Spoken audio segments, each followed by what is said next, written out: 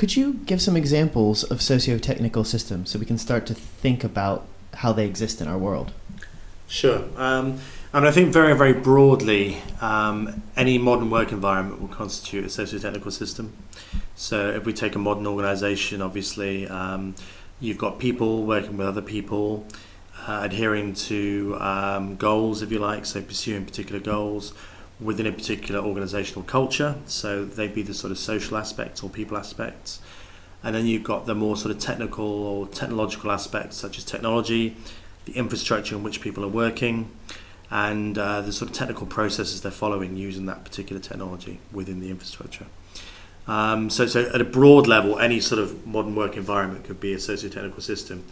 A couple of examples, for instance, let me think. So you could say, for instance, that the flight deck on a civil aircraft, for instance, may well be a good example of a socio-technical system. So you've got two pilots, for instance, at least two pilots usually on a civil jet, occasionally sometimes more for long-haul flights.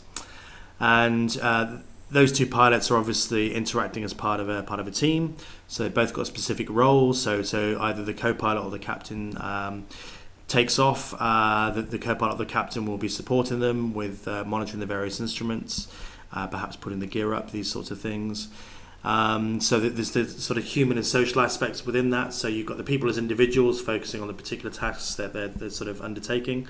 So the pilot will be focusing on obviously centering the plane on the runway, rotating the aircraft at the right speed to get it airborne. The co-pilot might help with taking the gear up, for instance, checking for air traffic control, communication, these sorts of things. And they're also operating with a very, very complex technological system. So obviously the sort of flight deck of a modern aircraft is a highly sort of technological and technical piece of equipment. So you've got multiple dials and dashers and levers and switches, for instance, various sort of functions of the aircraft, various components of the aircraft like the wheels, the flaps, the engines, these sorts of things. You've got the side sticks, you've got the yokes in Boeing aircraft. So it's a very, very complex technical system, and obviously those two things have to come together in order to function effectively as a socio-technical system.